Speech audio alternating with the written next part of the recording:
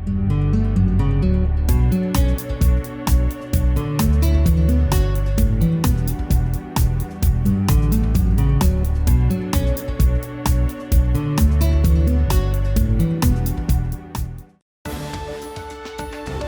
town of Farmington.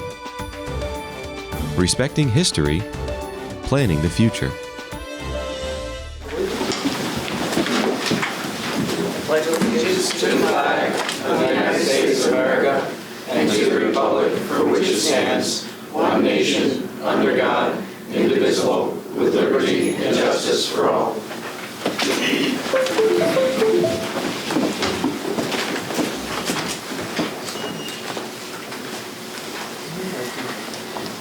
Since our last meeting, I've had the privilege to share our community support along with my fellow council people in supporting many of our citizens in need.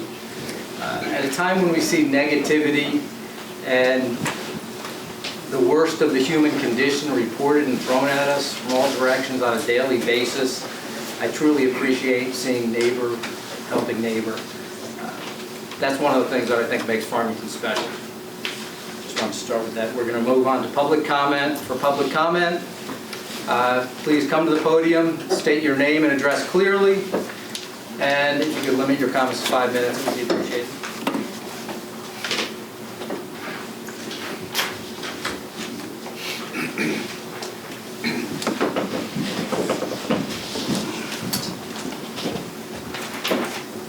My name is Michael Smith, and I live at 46 High Street. I have the privilege, by your endorsement, to serve on the building committee. Don't know if this needs to be on right now, but I don't certainly speak in any way for that building committee tonight. I also have the opportunity to be appointed to an ad hoc subcommittee that the previous town council created to look at the financing and the facilities of the last high school project. And so I come tonight with what I would identify as probably 4 recommendations that you might consider. The first is that I'm certain we're given these things in orientation of the space that we're in, but I'd encourage you to take a look at and perhaps familiarize yourselves with these findings or recommendations.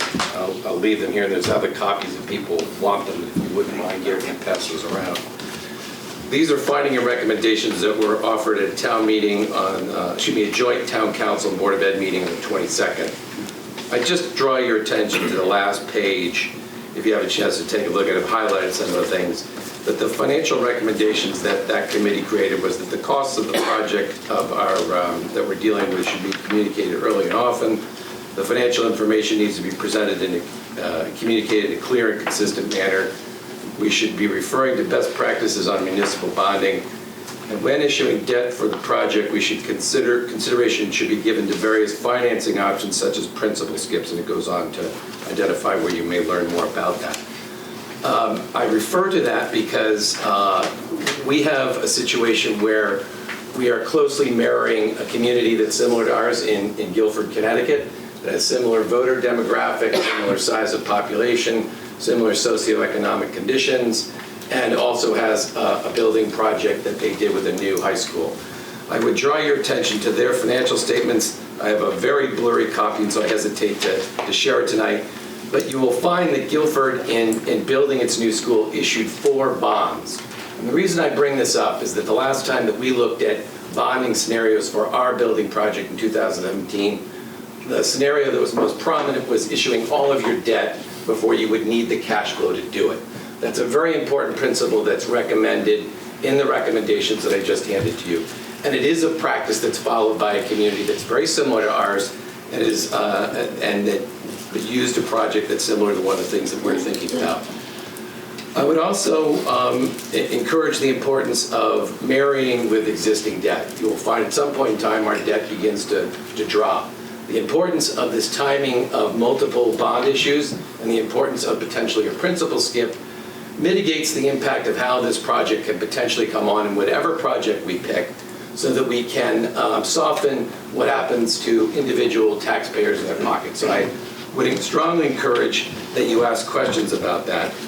I did decide to leave a little bit of a cheat sheet. You can choose to never use it, or at least consider how it may be as you consider the different bonding finance options. It does encourage discourse around how we are bonding for any potential project that comes up, how we're potentially using principal skips, and how often we might bond or use short-term debt. So that's my first recommendation. My second recommendation would be to our ability to work together. The town council certainly has the ultimate authority in setting how taxes will be impacted on any project. There are many of us who sit on the building committee who will deep concern for how these costs will impact taxpayers. I, for one, individually want to be able to know that information, as it will impact my decision around how there's a delta in the cost of the difference of each of these projects. I'd like to know, as a person who's going to make an informed decision around that, about how ultimately what the difference of one scenario may be, one option versus another, in terms of its impact, not one from another, but the total impact to a taxpayer. That would be helpful to have that. So my recommendation is perhaps the town council, I'll back up for a minute too. I will tell you that in working in that finance subcommittee, I found incredible value in working with Joe and with Kathy. You are lucky to have people who are able to think through these issues and come up with options that are valuable. I'd encourage the town council to work with the financial subcommittee of the high school building committee to consider how these things work. If you can consider this as sort of a stool that has three legs. We're looking at options on the building committee. We're looking at cost on the building committee. The third part of that stool is really understanding the impact of taxpayers on each of these projects ultimately. I think it's something that could be accomplished over the next 2 weeks, to have representatives from both groups continue to work with Joe and Kathy on what some of those scenarios very likely could be. The third recommendation that I'd make is one that marries one that I think has worked well for the building committee. This year we brought different firms together to compete for how we might do this project. I think that competition has served us well in being able to look at how multiple people may arrive at approaching the same project. We do have different options, and we also have a sense that the cost may be coming within a similar range. I'd encourage competition to be exercised in this area of bond financing, because I do believe that you may find value in reducing what the cost may be or mitigating the impact of this tax increase to the citizens. And so I'd encourage you to consider how we may use competition in how we do bond financing. The last recommendation that I'll make, and I'll be brief, is that we be very cautious and clear about the language that we use. There's a deep power in storytelling and the words that we choose. Fear will certainly not help educate our community. There is a challenge when we use words like worst case scenario in bonding, when in fact it's the most unlikely scenario to borrow money before you need to use it. So I caution us in terms of how we may speak to the community. I'd also caution us about the concern that we have, while it's a very valid one to always be on point to a AAA bond rating, I'll invite you to consider that Guilford, who had issued a sizable amount of debt for our new high school project, who has half the amount, and I don't mean half the amount of money, but half the percentage of what they're reserving in their general fund, and whose financial performance is not as strong as ours, and whose economic statistics are not as strong as ours, after doing that bond issue, has still maintained its AAA rating. So please gather information before we speak about the potential of risking something that other communities have accomplished and still maintain their stellar debt rating. I think we have a good story to tell. I'd encourage us to be partners in how we tell that, and if there is anything that we can do on our end at the building committee, certainly in the finance committee, I'd be happy to do it. I appreciate your time. The last thing I would say, I know we have expressed concern in the past about will we get reimbursement for high school projects. As I say, language is powerful. This is a copy of, and I'm sure you all probably have it, but I only took an excerpt of one page. It's the bond issue that we did in May of 2019. The language that we're using about school reimbursements is found on page 24. There isn't anything in here that indicates a risk that we will not be receiving reimbursement for the state for any of the building projects. And so I ask that we use caution and concern when potentially communicating to our town that we may be at risk of not getting that reimbursement money. If we thought it was a risk, it certainly would have been a prudent fiscal practice to identify it in an official statement where we're issuing bonds. I love what I'm doing. It is hard work. I know you guys love what you're doing, otherwise you wouldn't be here. And again, I appreciate the opportunity to talk to you tonight. Thank you. Thank you.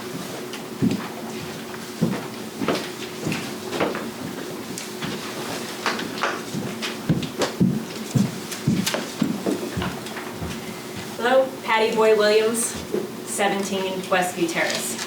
I'll be brief. At the last building committee meeting, I said people move to Farmington for 2 reasons. I'm reversing the order this time: great schools and low taxes. There is a growing attention in town to the needs of Farmington High School, but there is a significant concern about the impacts that this will have on people's taxes. Reiterating what Michael just said, it's important to get this information out to the taxpayers, and it's in as timely a manner as possible, but as accurately as possible, to avoid stoking unnecessary fear about a potential increase to taxes if we estimate too high, but also to make sure people know what they are voting on and have the information they need in ample enough time to be able to consider it and ask questions during the process. Thank you. Thank you.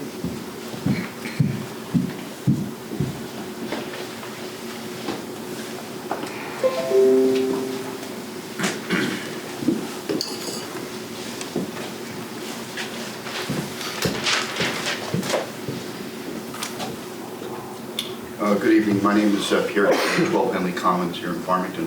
Before I extend my comments briefly this evening, I want to congratulate all the council members who either were elected for the first time or re-elected. You've got a significant task at hand in addition to the annual budget for the next fiscal year, trying to work through the plans and the strategy for our updated and/or new high school. I came this evening because I do have an interest in the topic, which is the long-term financial projections. I've revisited the projections that I think were last shared in October of 2018, and there's a number of observations I think can be made from that, which is, candidly, this is not an easy fit to figure out how to finance this project in the context of our existing cost profile. All of the options that have come back, and I'm not here to speak to any of the options, have come back with a price tag to the town that's higher than the $75 million that was pro forma in those financial projections. I think the one thing that would be helpful, and I'm going to certainly listen to the discussion and the presentation of the financial projections this evening, but it would be helpful if they were associated or accompanied by some data sheet that shared what the assumptions were.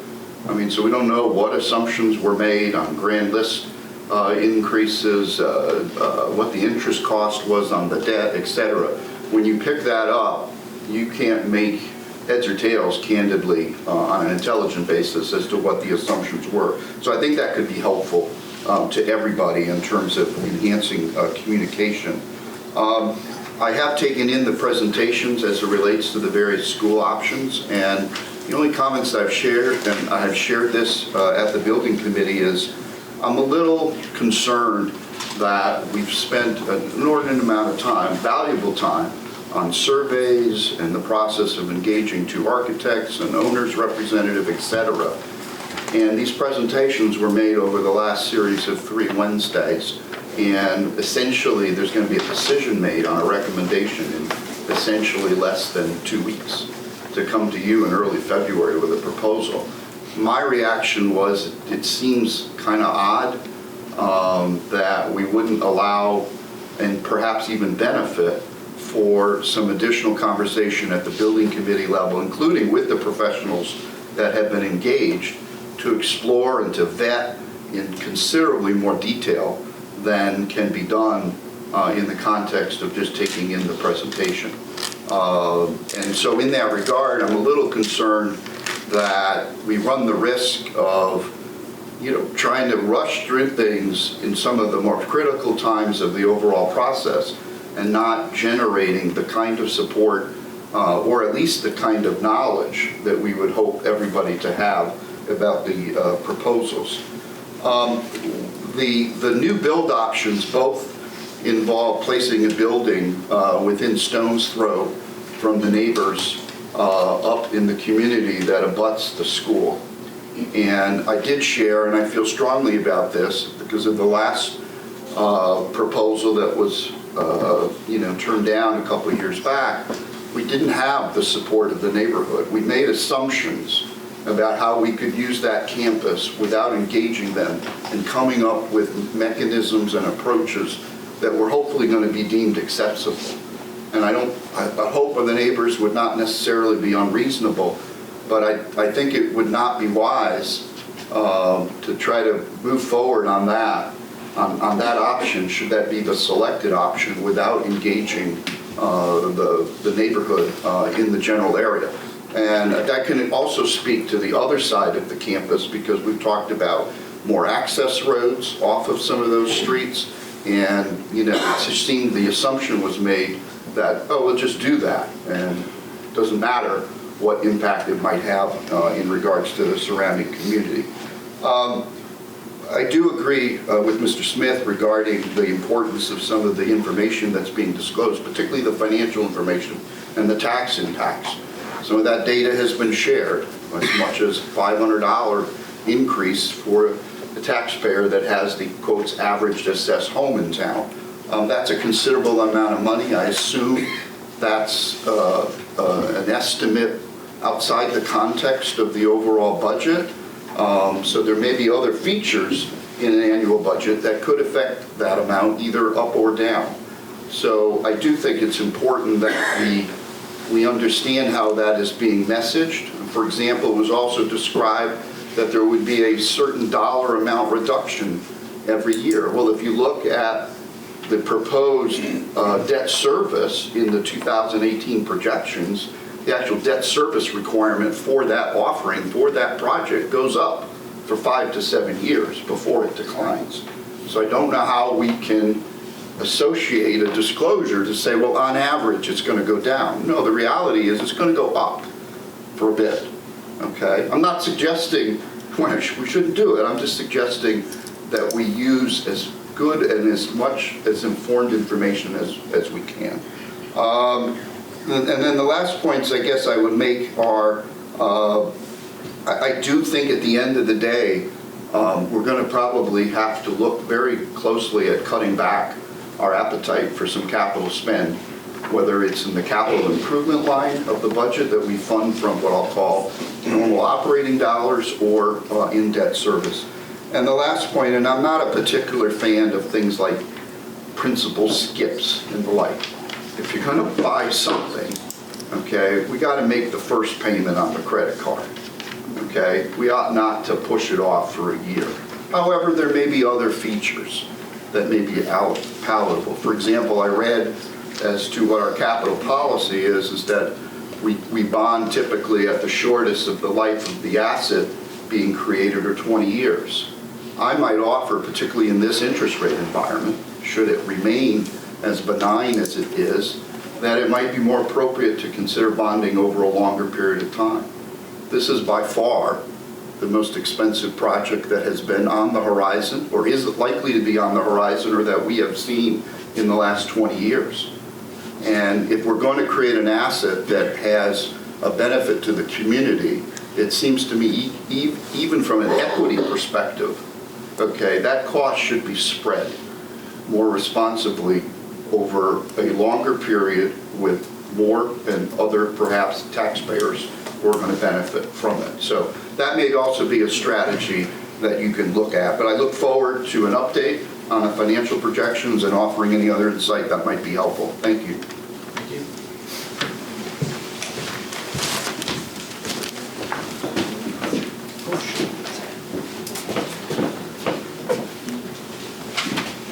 Hi, Erin Ross Moses, 33 High Street.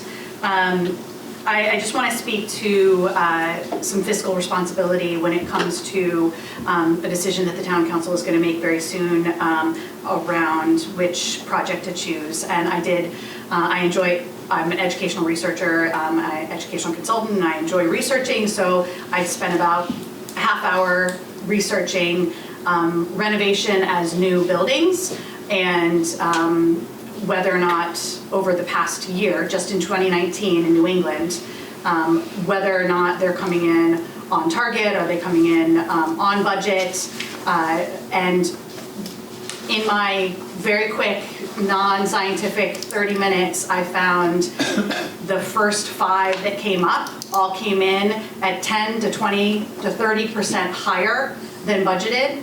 And the first one that came up actually was a budgeted renovation as new project in Burlington, Vermont that came in at 131, and it was 121 rather, it was budgeted for 100 million.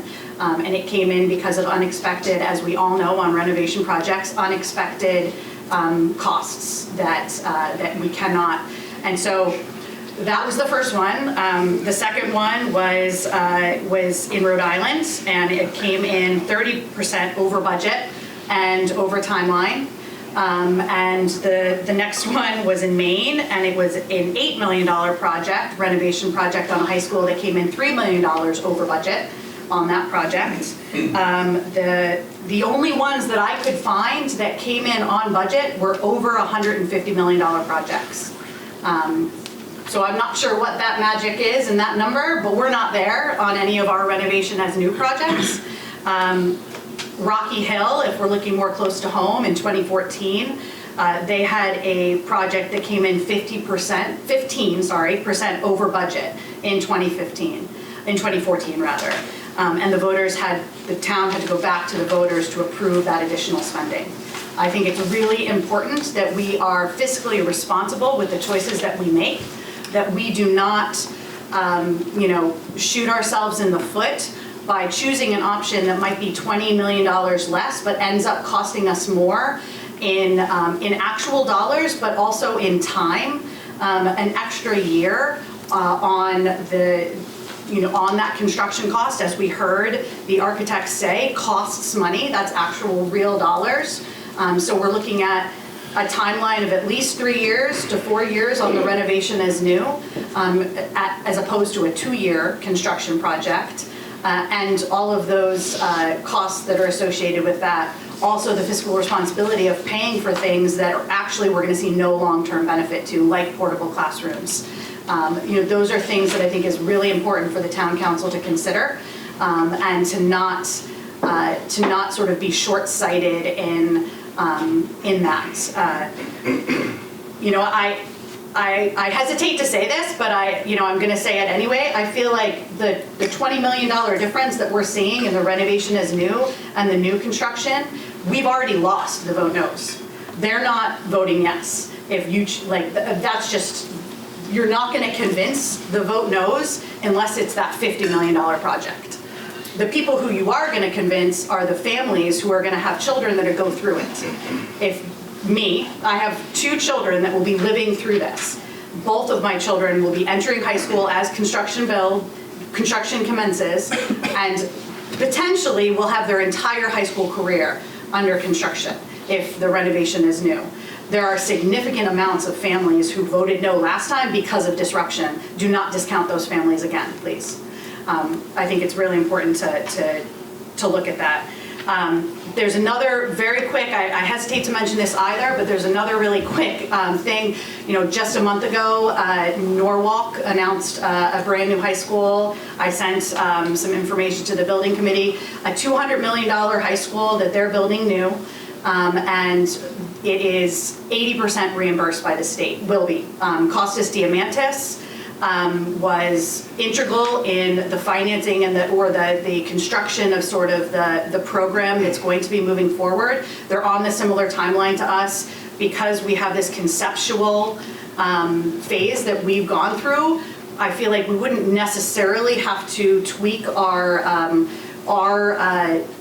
timeline too much to be able to potentially access higher state reimbursement. And what Norwalk did in a very quick synopsis is they have things like Farmington that they are phenomenal at in their high school. Theirs is a performing arts tech program. They're adding, the only addition that's happening in their school that they're adding is 100 students from outside of the district to come in for this performing arts tech program. We have a phenomenal strings program. We have a phenomenal robotics program that could be built out. What about automotive engineering? The idea of potentially being creative with how we approach this to get higher financing, I'm not expecting, I don't think anybody would expect to get anywhere close to an 80% reimbursement, but potentially taking in 100 kids from outside the district for a program that, and that potentially, that we already are phenomenal at so many different things, Farmington is.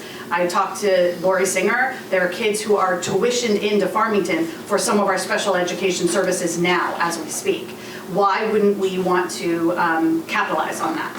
And so potentially looking at some creative ways and forcing sort of the superintendent to think about some creative ways. Adding 100 students, I think, is worth a higher reimbursement rate to the town of Farmington, I would imagine. So I just wanted to put that out there to sort of put in people's ears. I know that it's not, it's a totally different program and a totally different school in town and demographic, but I think it's important that we don't leave any stone unturned when it comes to the financial responsibility of the town. Thank you.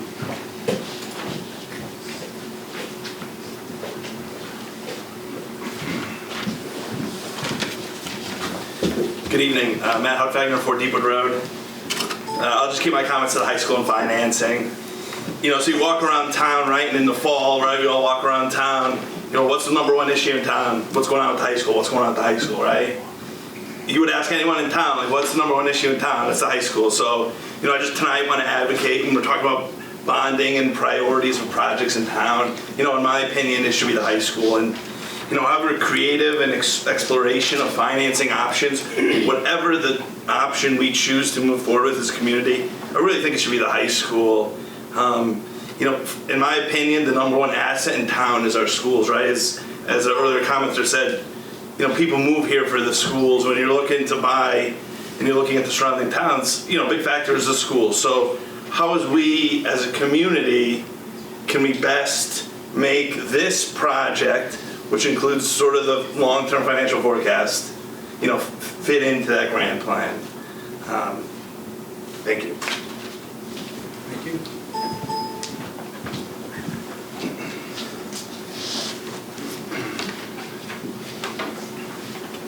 Any other public comment? Seeing none. We move to item D, special topics. The staff presentation of our long-term financial forecast.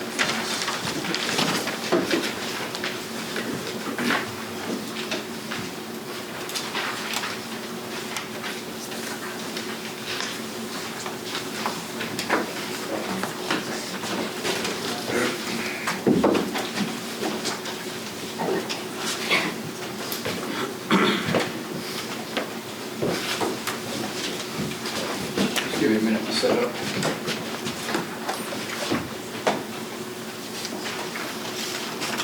You want me to go over what the rest of the plan is for the meeting? Sure. After we finish with the long-term financial, we're going to look into Deputy will be giving us our strategic plan, just a presentation on that. If anyone has any additions from the council, they will let her know. On Thursday, we will be doing our deep dive into the strategic plan. We'll be having more discussions about it and sort of fine-tuning it. So today is more of just a presentation, and that's all we have.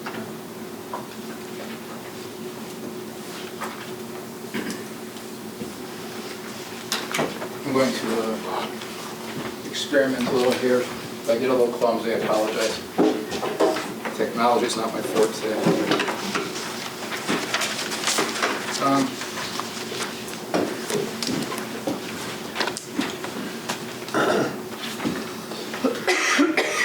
Should I have a handout? Given to Joey to hand out. Basically, I guess I was asked to do a financial forecast. I didn't realize I'd also be, and hopefully we don't debate high school bonding or high school debt or anything like that, although I'd be more than happy to answer questions you may have on that.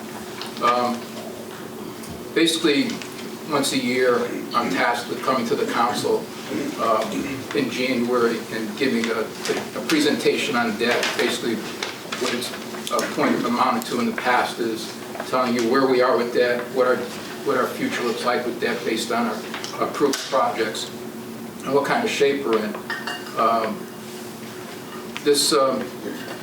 I thought I was going to be doing something similar to that, but I also decided to expand it a little bit because there have been a couple of presentations I've done to some committees and to on an overall financial forecast of the town. So basically what you're going to see here today is a financial forecast of where we are now and what it looks like. And I'll address some of the comments that just came up, mostly on the financial forecast. This forecast was first prepared in 2016. Prior to that time, we just did debt. Basically, I would come to the council, like I said, and I would give you a presentation on debt. In 2016, in the springtime, I actually had to go in front of Moody's for a debt issuance, and we did a rating analysis, and they came back and said, remember at that time, we had just signed the contract to have a contractor expand and upgrade the treatment plant. And that was a $67 million project. And Moody's was very concerned at that point that we were going to be suddenly taking on $67 million, and they said, do you have a plan? And I said, yeah, I think we have a plan, I think we could handle it. And they said, show it to us. So basically at that point, we developed a financial forecast. We showed how we were going to absorb that $67 million. We showed how and they wanted to see it in conjunction with the rest of the budget. So what we did is I showed them what we thought the budget would look like over the next, in their case it was 5 years. I showed them what the debt looked like over the next 5 years, and we came up with a forecast. Since that time, the town council, the previous town council, had a subcommittee that studied the high school and the finances of the high school, and they asked for a financial forecast, and I prepared one for them and presented that to them, I guess back in 2018. And then last year, I updated it again, gave it to the high school building committee's finance committee. I gave them a presentation on a financial forecast. Basically, what happens with this forecast, just a couple of things about this forecast. It's a snapshot in time, okay? It changes all the time. And what I'm going to tell you today is going to change next week. Okay? And the reason why it's going to change next week is because some of the variables that we're going to talk about tonight are going to change next week and the week after. And you're going to change some of those variables in the next few months as you set your budget and as the voters approve the budget. So everything changes. This is just a picture of where we are as of this point in time. Okay. So again, that's where we're at. It's a snapshot as to right now. Okay. Before we get into the policy or the forecast, just a couple of things about the policy. At your last meeting, you approved the capital improvement policy, the debt policy, the fund balance policy. Just want to go through a couple of those items and a couple of those policies. In the capital improvement policy, the overall goal of that policy is to find equitable ways or prudent ways or financially responsible ways to finance capital improvements in town.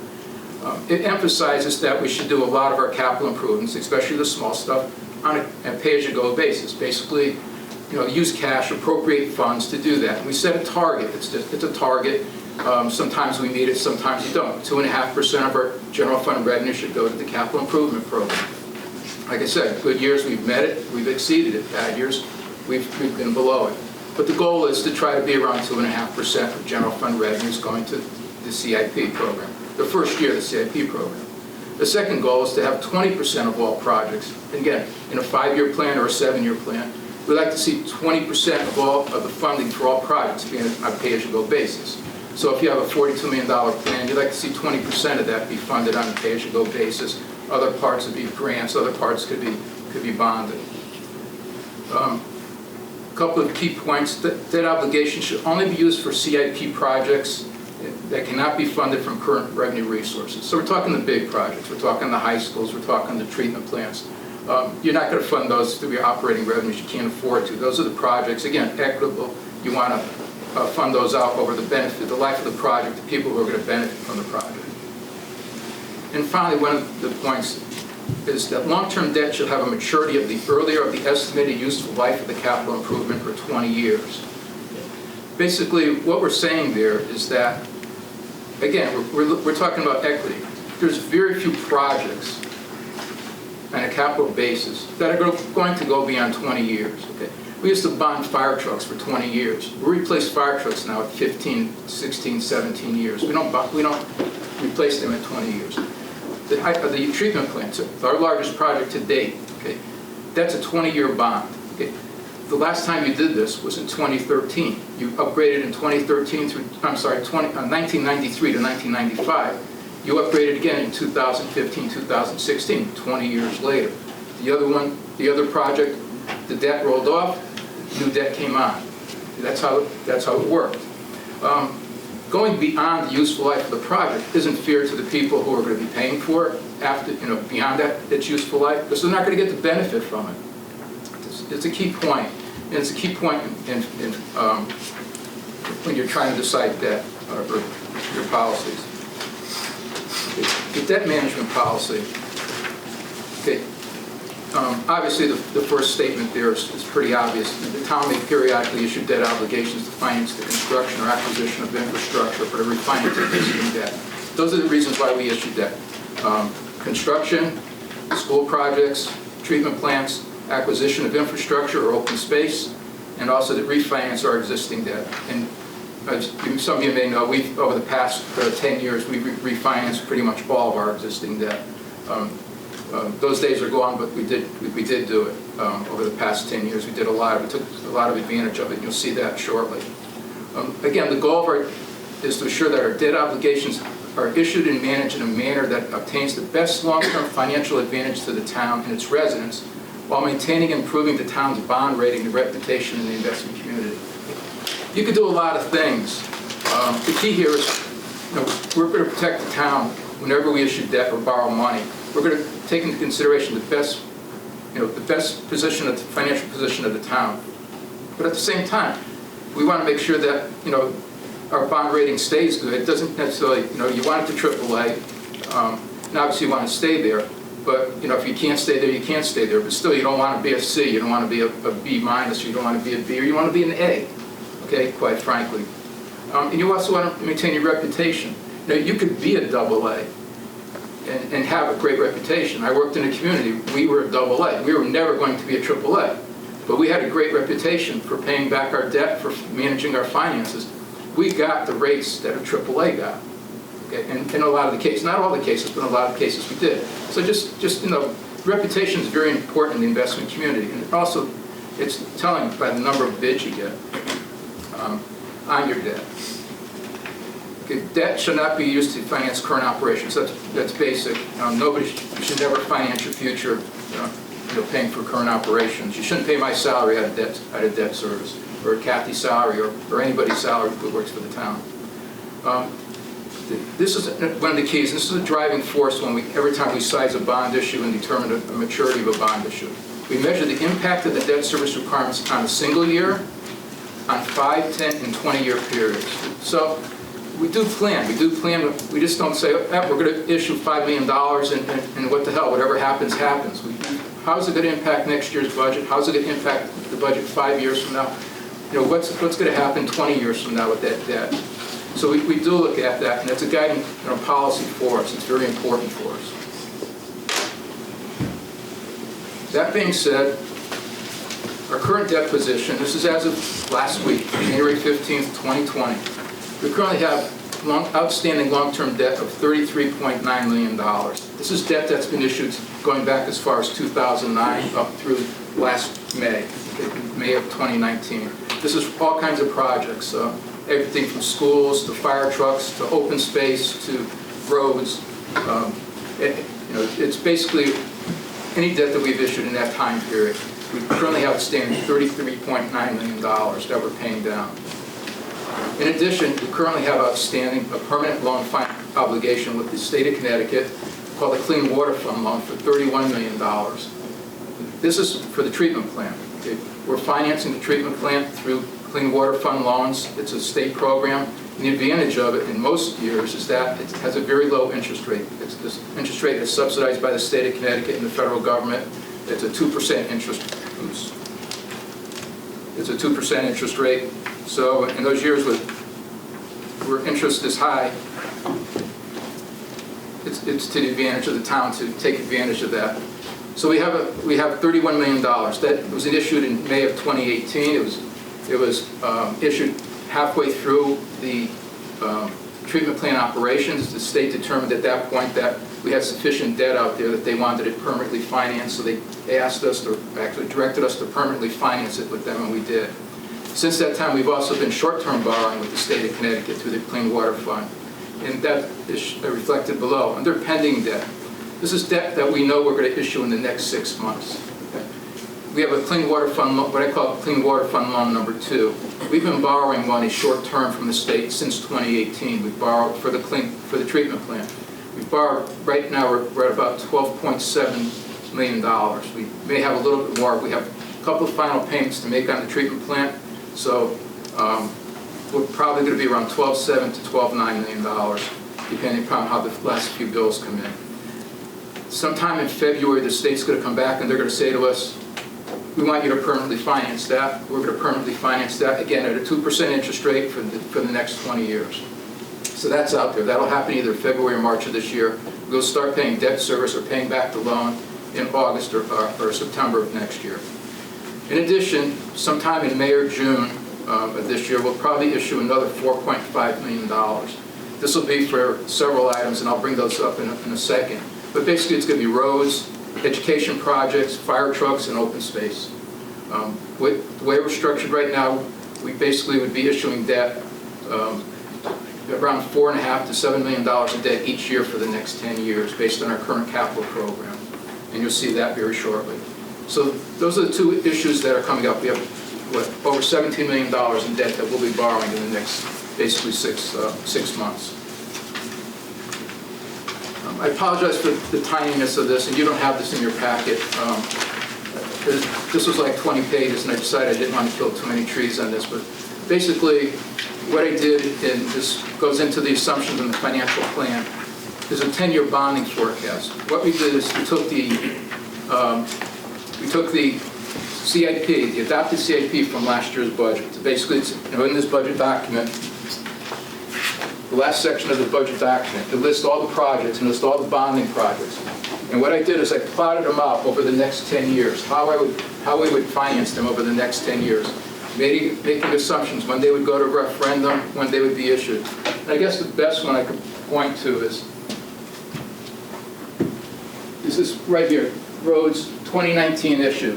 This was approved issue. It was approved by the voters last April. It was $2 million. It was for road improvements. In May of this year, we will bond $1 million. In May of 2021, we'll bond $750,000. In May of 2022, we'll bond $250,000 of that. How do we determine that? Based on the cash flow needs. We know when, as was pointed out before, we never issue debt all at once. We issue debt based on cash flow. So we project out the project, we project out when the money is going to be needed, and we project out how much we could actually advance based on our reserves, money that we have available that instead of having to borrow, and then when we have to borrow money. So basically what that would look like is we'll spend $1 million between now or actually we've started spending that $1 million in the end of this coming summer. So that'll be money we'll bond to cover the first part of the road projects. And that's how we do everything. And you can see going forward, you can see other road projects that are, again, in our capital budget. We carry them out to the end. We carry them out 10 years. I did it for fire trucks. This is way too small to look at. I apologize again. I'm trying to get it on. But again, I'll just show you. This is the ladder truck that was approved at referendum, $1.5 million. It was approved in April of 19. Okay, you're going to get that contract to award at your February meeting. We've got a vendor. We've identified a vendor. We have a bid out there. I'm going to come to you in February, the first February meeting, and say, please award a contract for $1.5 million so we could buy a ladder truck. The way that'll work is some point after we sign the contract, in order for them to put a chassis down, we're going to have $750,000, one half the cost. Balance of the cost will come when the truck is delivered. So I know that in May, I need $750,000, so that'll be issued. And the point of all this is that we plot out when we need the cash, when we're going to issue the debt. Okay, same thing with the schools. And a lot of the school projects I have listed here, school roofs, the school security, when we're going to issue the debt. I mean, we've issued most of the debt on the school projects. We issued most of it last year. Next year, or this coming spring, we'll issue for, again, the East Farms office relocation, $1.6 million. That'll be issued in May. So we do have an idea, we do plot out how we're going to do things. What that boils down to is down the bottom,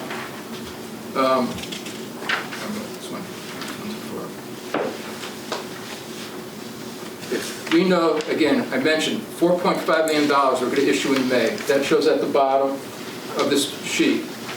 In May of 2021, we're looking at issuing $6.3 million in debt. In May of 22, $6.9 million in debt. This is just debt based on our capital budget that was adopted by the voters and by the council last April. So we know that if that capital improvement plan stays and does not change, this is what we will do over the next 10 years to cover all of the financing that needs to be covered there. So what does that mean? This is a 10-year forecast, and you do have this in the packet. And basically what this forecast shows is the very first column to the left shows, again, I listed down all the existing debt, the Clean Water Fund loans, the two of them, and all the various issues. And I issued them by year. I named them by year. So you have issue of 2020, issue of 2021, and so forth. And then you show, the next column I showed the amount. And again, as I said before, we have the Clean Water Fund loan, we have the 12.7 for the loan number 2, and then we have all the issues. So again, you can see, in 2020, we're going to issue $4.5 million. 2021, $6.3 million. 2022, $7 million. 2023, $7 million. And again, this is all based on what we just had before, the bonding forecast that we put out before. So what does that mean? It actually doesn't look too bad when you look at it back here. Okay. This is what we budgeted last year. Okay, you look at the bottom here, $9.3 million. That's what was in the budget, in the current budget. If you look at any budget document, you'll see that. It was an increase of $991,000. So our debt service went up last year, $990,000. Our forecast right now for 2021, with what we have to pay off, our Clean Water Fund loan, our new Clean Water Fund loan, and a new debt issue, and a couple of leases that we have out there, plus our issuance expense, our debt service is actually going to go down next year. It's going to go down $50,000. And why does that happen? Because we're getting substantial debt drop-off in our existing debt. The reason why we're getting substantial drop-off in our existing debt is, one, it's old, it's 20 years or 15 years. Not much of it's 20 years anymore. Most of it was 15 years, and a lot of it's dropping off because of the short maturity. Some of it was refinanced, we shortened the maturity. And so a lot of it's dropping off. And it was by design. When we did the refinancing of a lot of this, we slotted a lot of this debt so that we knew it would drop off over time. And when it would drop off, and then we could actually slot in new debt to take its place. So a lot of what you're seeing in this drop-off is, was done deliberately in order so that we could actually pick up new debt along the way. So, and again, going forward, going out, you can see that in other years, we had the $47,000, you have $376,000 in 2021. You have the big year, 22-23, you have $1.1 million dropping off. 23-24, we start growing again, our debt. We go up $500,000. In 24-25, after that, it actually looks very good. I mean, you're looking at 24-25, $200,000 increase in debt, Yet, look at all the debt you're issuing at that point. We talked about you're issuing $7 million a year at that point in debt, and your debt service is only going up $188,000. 25, 26, it goes up $117,000. 26, 27 is another banner year. Our projection is, or forecast is, we would go down over $600,000. So the point is, again, what we tried to do this to slot in our debt so that we could take on more debt to finance projects. And that was the whole key when we restructured our debt and did all the refinancing. Just, again, give you an idea of how it worked. And again, going back to 2021, we're dropping off $745,000 in old debt, and we're adding $746,000 in new debt. So it's pretty. Again, it was structured for a purpose. It was structured for a reason. We looked at it. It was structured based on a financial plan, if you will.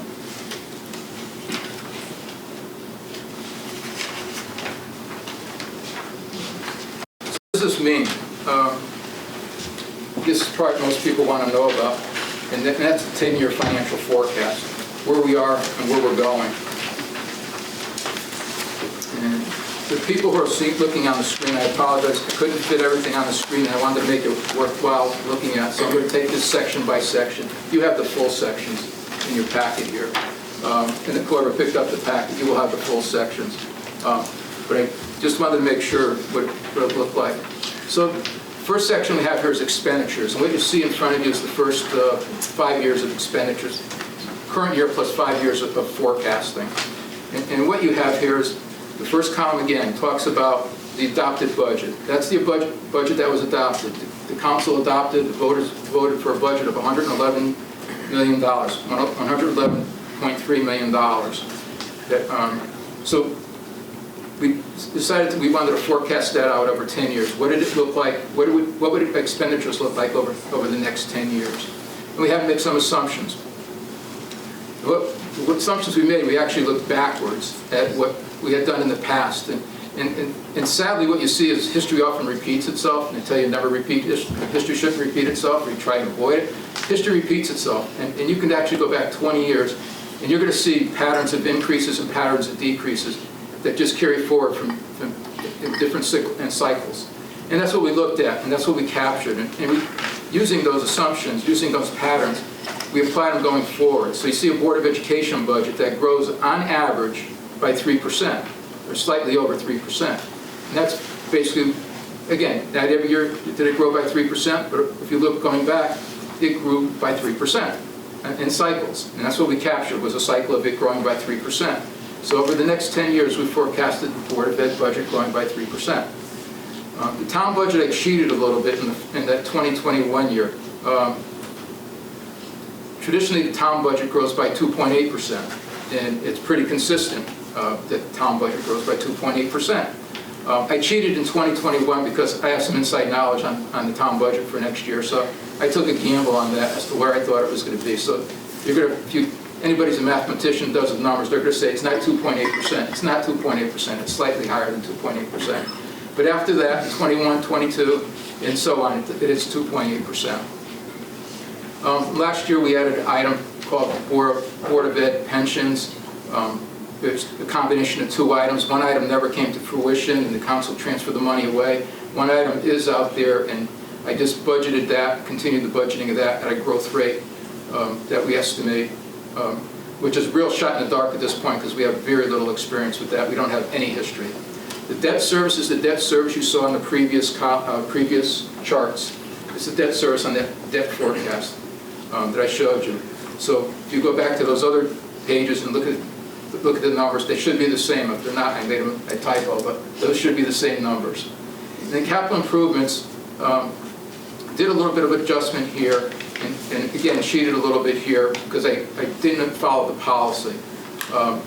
The capital budget that was adopted in 2019-2020 was slightly higher because the town council did hopefully a one-time appropriation of fund balance of $800,000 to buy a piece of property. I took that out going forward for 2021 and going forward. So you actually see a decrease in 2021 from from 1920. At the same time, I was a little optimistic, and I gave growth in that category of 3% a year. So you're actually seeing 3% growth in your CIP appropriation each year going over the next 10 years. So what that means is that next year, if I'm any type of fortune teller, your budget's going to be about $114 million. The year after that, your budget's going to be about $116.6 million. Continuing on, it'll grow to 118.6 and 122.6, 122.4, and so on. But basically, you're going to get steady growth in the budget. So if you go out 10 years, your budget will, should look to be about approximately $136.3 million. Again, this is based on historical information, historical projections, historical analysis. Obviously, anything could change. You could change any of those variables by next year saying, you know what, you're not getting an increase in the budget or anything. So again, it's based on what we've seen over the past. So the next one just shows the expenditures going out to 10 years. The next part of it, if this looks familiar, this is actually the tax and budget worksheet that we hand out during the budget process, and also shows up in our budget document. We just basically took the tax and budget worksheet, which shows 2 years, and we pushed it out 10 years. So what you're seeing is the next section is the grand list. Somebody asked what the assumptions were on the grand list. Did a lot of analysis on this, and we factor in a lot of things such as revaluation, because that comes in every 5 years now, so you actually will see in this. And the other part you have to remember about our grand list, we have a very large grand list. We have a very large real estate grand list. I mean, you're talking $3 billion in real estate. It skews the rest of the grand list. So if you say your grand list grew by, 1%, maybe the real estate grew by a certain percentage, which drove up that. Maybe the rest of it actually decreased. So we looked at the grand list in terms of the three components: real estate, personal property, and motor vehicles. Again, the 1920 is the grand list for that year. That's the taxable grand list that we based our tax levy on for this year. What we projected going forward is, on average, anywhere between a 0.58 and a 0.69% increase, depending upon the year and depending upon the impact. So you could have differences in certain years based on, again, ebbs and flows. Grand list, the trend, if you plot a grand list, it's and especially in this town, it's like a wave sometimes. It's actually pretty interesting to watch, to look at the grand list in Farmington. And of course, you have to also factor in that you're going to have those years, which in this case, I believe is the 23-24 year is going to be you'll see a jump in the grand list, because that's going to be your reval year. And in keeping our fingers crossed, we do have growth in the grand list that year. So we do see a sizable jump in the grand list that year. But basically what we did going forward, on average, overall, it's between a 0.58, 0.69 increase, depending upon the year. And again, it extrapolates back out to what took place in previous cycles for the grand list. Okay. Let's skip to revenues. This one, again, is I hate to use the term crapshoot, but this could sometimes be a crapshoot. Some of these revenues, these are non-tax revenues. Some of them are very steady. Some of them aren't going to move that much. Other property tax revenues, it doesn't move that much. It's basically, the delinquent taxes, the interest on your delinquent taxes, your supplemental motor vehicle taxes. Again, licenses and permits, what factors that in, the largest item there would be building permits. We get a growth in building permits, that number jumps. Like it did 2 years ago when we had one building bring in $300,000, one building permit bring in $300,000. We're not forecasting any large, in this forecast, we know there's some large projects out on the drawing board. We didn't incorporate any of those in there. We basically took trend, again, on the building permits and on those. Same thing with fines and fees. Interest revenues is an interesting one. We saw a dramatic increase in interest revenue for 1920, but now all of a sudden rates are going down. we actually got close to 2% after 10 years of being less than 0.5%. We actually saw some 2%. Now we're seeing a lot of banks pulling back, a lot of investments pulling back on their interest rate. So we kept it steady at a 2% assumption, but that's probably one that's, it could be very volatile. And that's nothing we can control, that's the economy. Grants is another one we don't control. The $4.82 million is what we budgeted this year, based on the governor's and the legislature's budget. We took next year, 2021, we took, again, what they said, because they budget on a 2-year basis, we took their numbers for next year, because they said that's what we're going to get. Hopefully they hold true to that. We'll actually probably know that one next week, so that, again, could throw this forecast out next week if it changes significantly. But we looked at, again, trends. We looked at what revenues we thought we may lose or see decreases in over the next 10 years. And again, it's pretty steady. There's nothing dramatic there. Our largest state grant right now is the state pilot for state property, taxes on property. The ECS grant used to be a big one. That's fading away. That's, we're looking at $500,000 there. The state pilot's $3 million. So that's our big ticket right there. And again, service charge is fairly steady. It fluctuates again based on the economy. Other is just miscellaneous. And then our Westwoods contribution, that's a new item. The Westwoods Golf Course gives us a contribution each year to help offset their expenses. I did not budget anything for appropriation for fund balance. I just assumed that this year was a blip and that there wouldn't be anything going forward on that. So I did not budget for that going forward. So what does that mean in terms of finances? Basically, where we are, and again, it's our tax and mill rate. Our tax levy this year is $102.2 million. That's how much we billed in taxes. Our mill rate was 27.97. It was a 0.78 mill increase or 2.88% increase. Next year, if my forecast or the forecast holds out, you're looking at a 0.72% mill rate increase, tax rate increase, which would be about a 2.56% tax increase. So again, that's what next year would look like based on the assumptions that it is pointed out detailed. Going forward, again, assuming the debt is out there, assuming the growth, it looks pretty good. 2.56 next year. In 21-22, 1.66, 22-23, 1.17, 23-24 is your reval year. So again, you're going to see a hit, and so that's why you see a little bit of a difference there on the sheet. You see the mill rate would go up 1.83%, but people's taxes would actually go up 3.56%, primarily because of reval and because their house assessments would increase. Then after that, 2.38 in the 24-25, and then again you're in the twos, high ones, low twos, going out for the next 5 years after that. So actually, I mean, it's a pretty rosy scenario, to be honest with you. It looks pretty good.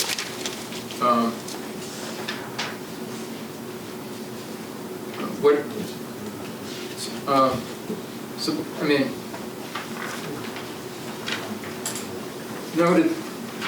this is something I gave the building committee. It's not in your packet.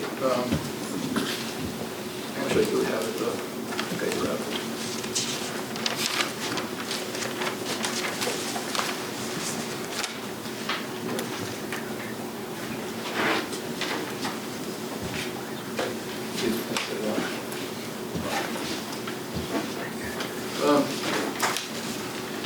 This was also something that was presented to the building committee and to the town council subcommittee.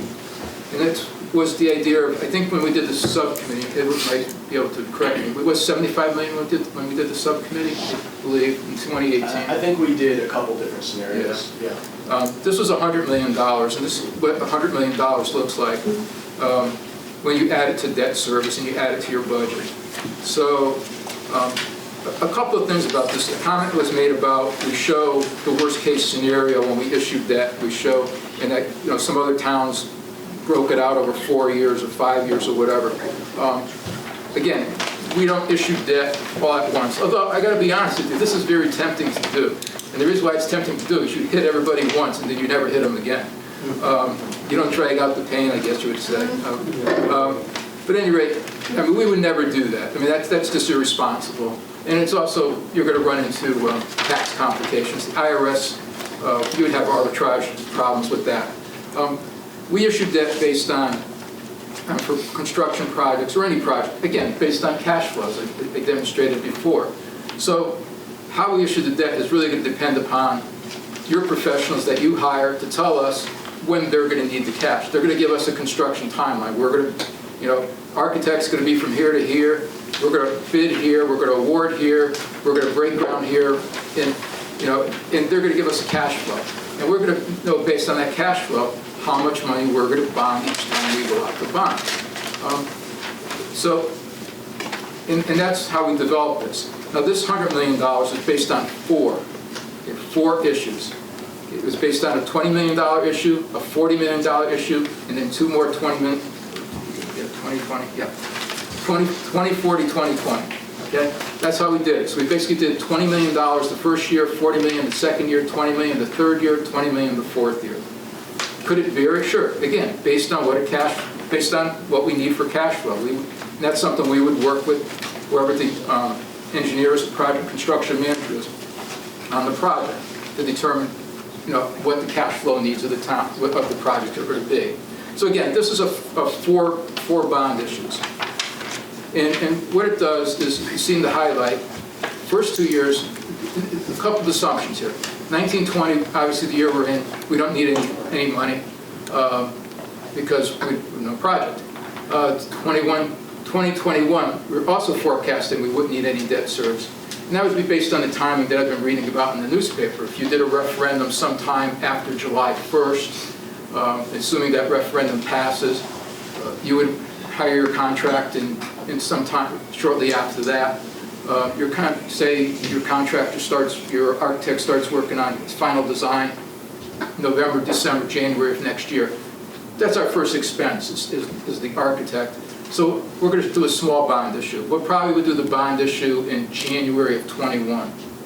So a year from now, we would do the bond issue, the $20 million. The way debt works is your first payment, principal, your first interest payment is 6 months after that. So our first interest payment, would be July, August of 21, which is the 21-22 fiscal year. Your principal payment would be 1 year after that, and you would also have an interest payment 1 year after that. So in January 2022, you would pay principal and interest. And that's how we set this up. Basically, we would issue debt in January of each year, and that debt would not have to you wouldn't have to start paying it back until 6 months after, which would push you into the next fiscal year. So that's why you see in 2021, there's no debt service expense. 21, 22, $1.6 million. That's the first $20 million in debt that that would be your payback in the first one. 22, 23, now you have two debt payments, two debt issues, two debt payments. You're up to $4.7 million. 23, 24, you're at $6.2 million, almost 6.3. 24, 25, you're at 6.2. Then 25, 26, you jump up. Now you pretty much have all your debt issued. You're at $7.6 million. And that's pretty much your peak in terms of your debt service increase. After that, it starts to go down. And that's why when you look out on this, and you look at, you see a lot of these, people say, well, the longer you go out, the better it looks. Yeah, the better it looks because once you peak, it starts going down. Actually, the year after you issue it, it starts going down. And that's one of the comments I heard was that every bond issue, it peaks and then it starts moving down, and it moves down in small increments. So in 25, 26, we hit our peak in debt service. We're at $7.6 million. 26, 27, we go down. We're now at 7.5, then we go to 7.4, 7.2, and so on. It goes down. And that was the joke why we would issue all at once. We did it all at once. And obviously, the larger your debt issuance, the greater the drop-off each year. So you go up, everybody gets a $400 tax increase the first year. Well, the second year, guess what? You built in the $400, but now it's $20 less.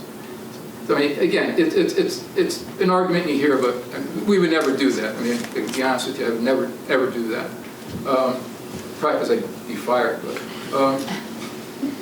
so we would never do that. We manage our debt, to take advantage. I did not add in here I didn't want to go through and bore you with the grand list and the revenue, other revenue, but assume those assumptions are the same as what we presented before. But here's the impact of that debt on the grand list, on the taxes. Again, our tax increase that we were talking about. The people that are taking pictures, we can get copies before the end of the night. Not right now. Yeah, we can get copies first. Sorry, John. That's okay. Okay, 2021, no tax impact. We'd still be at 2.57% tax increase. In 21-22, we were looking at a 1.66% tax increase. We would now go to a 3.16% tax increase. In 22-23, we were looking at a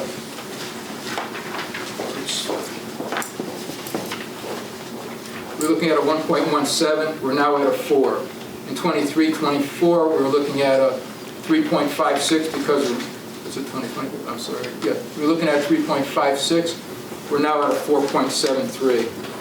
24-25, because of drop off in debt service, because of reval, we actually go down to a 2.12% tax increase.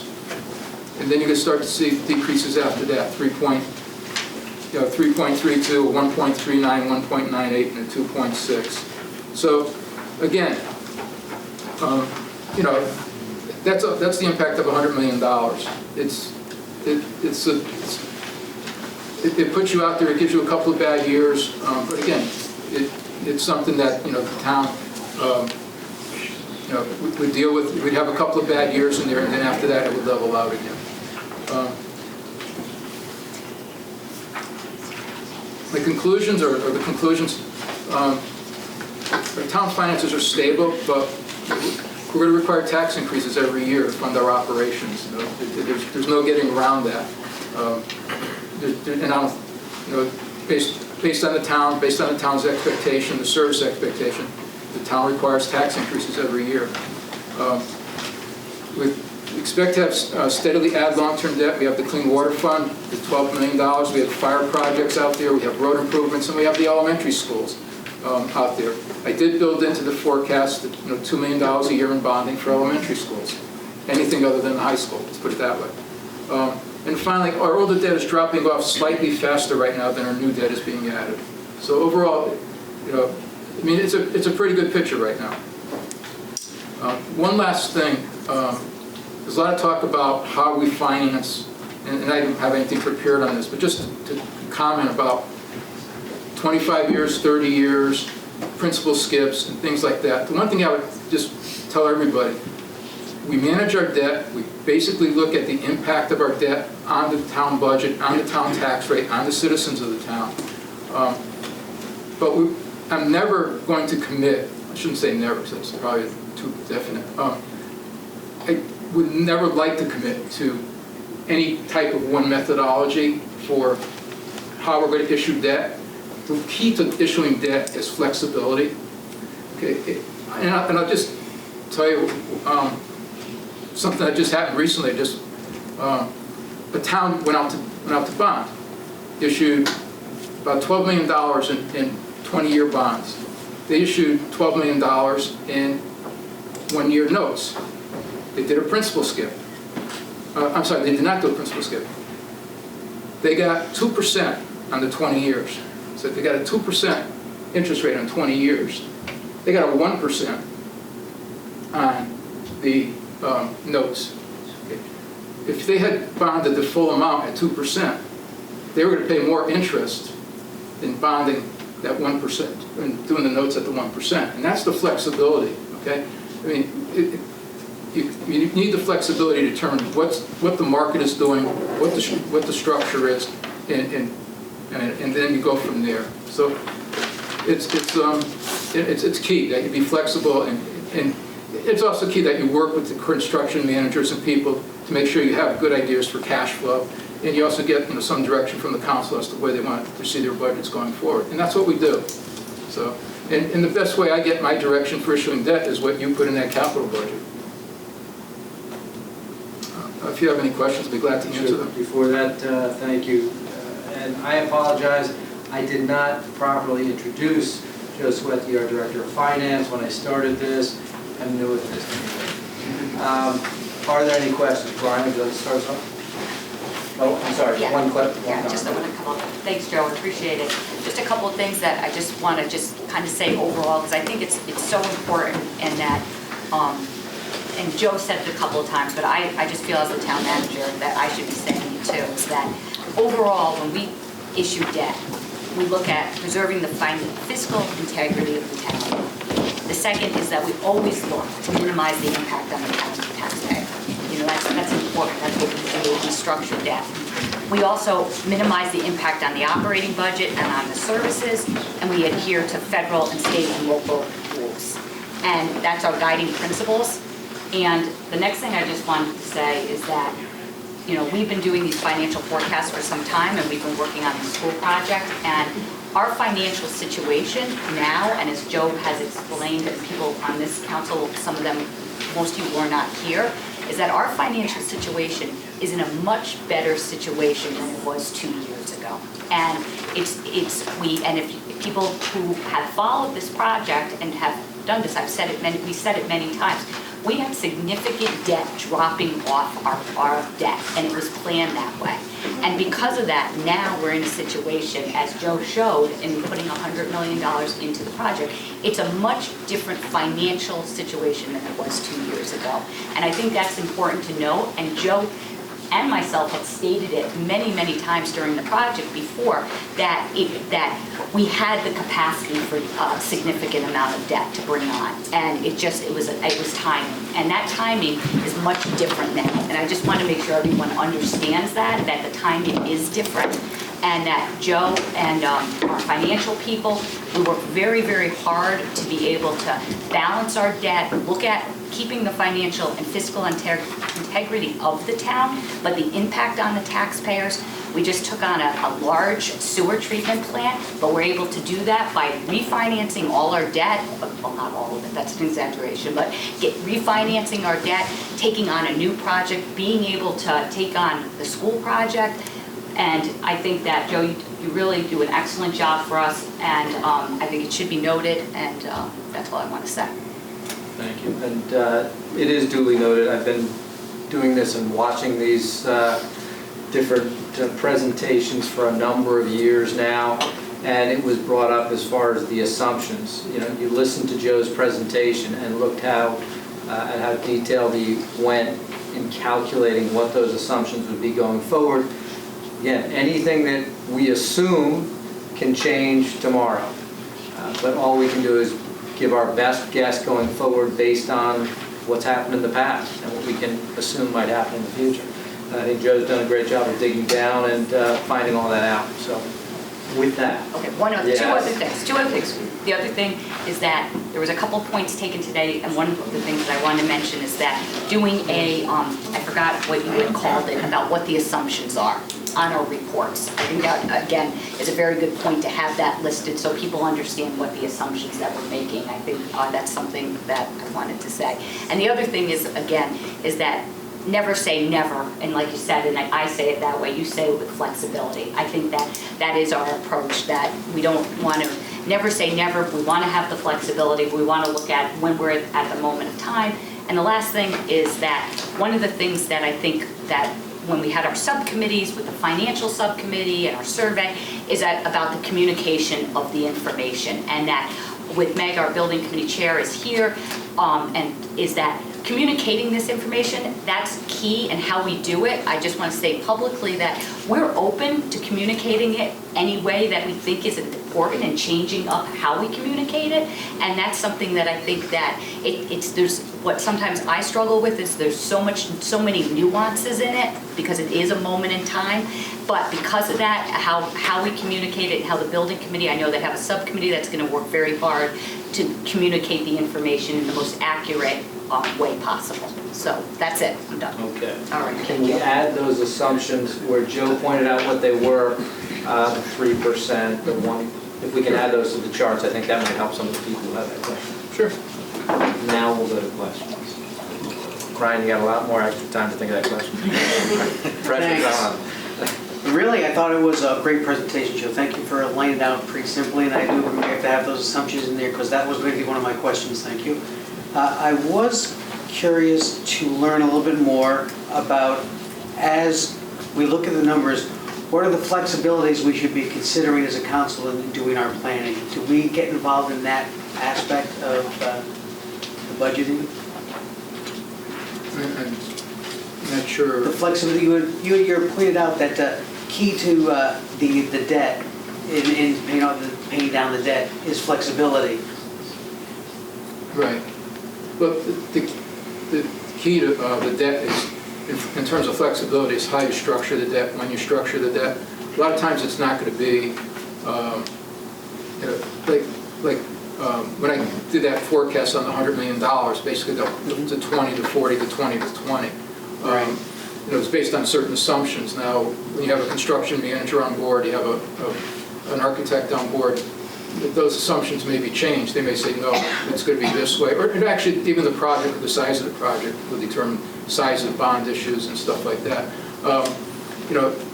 This clearly is a high school bond issue, or any large bond issue, anything that's going to be over $50 million, anything over $20 million is going to be a 20-year bond. That's a given. It's not going to be shorter than a 20-year bond.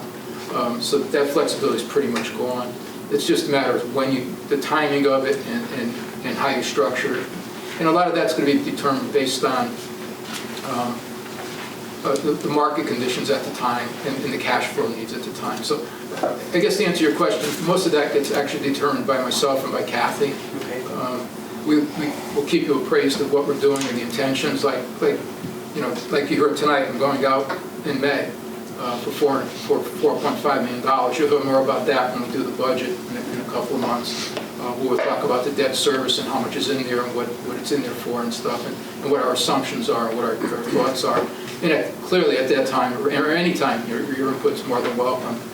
We're always looking for ideas. We do hire professionals to help us size it, structure it, bring it to market, that type of thing. And another thing too, just clear, every bond sale we do for new debt. Okay, we would qualify that. Not for refinancing, but every bond sale that we do for new debt is done on a competitive basis. Okay? We actually seek bids. We advertise it. We pay a lot of money to put an ad in a newspaper called The Bond Buyer. And it's out there. All the underwriters see it. All the investment houses see it. We put it out. It's on a website. We pay money to put it out on a specialty website. We actually produce a document called an official statement, which is available to anybody. We put that out approximately a month to 3 weeks before the issue. It'll tell you everything you want to know about your town, and statistically and otherwise. It just give all the information about the issue and about the town itself. And it's basically a marketing piece. We want to make sure that we attract people, investors, to buy our bonds, to buy the town's bonds. So we put that out there. So we do openly competitive, and it's openly competitive. We set a date and a time that bids have to be in by. And actually nowadays we do it all electronically. We literally sit down here, put it up on the screen, and we watch the bids come in. And then we open the bids on the screen, and we see the numbers, and we see who's got the low bid, and we award. So, and the goal is, you want to be as competitive as possible because you want to generate as many bids as possible, because the more bids you generate, the better your rate's going to be. And one of the ways, because you are doing it electronically, people are actually seeing, they're not seeing other people's bids, but they're seeing the number of bids coming in. So Merrill Lynch may say, okay, I'm going to put a bid in, and they may say, no, we're going to do it at 2.5 with a $300,000 premium.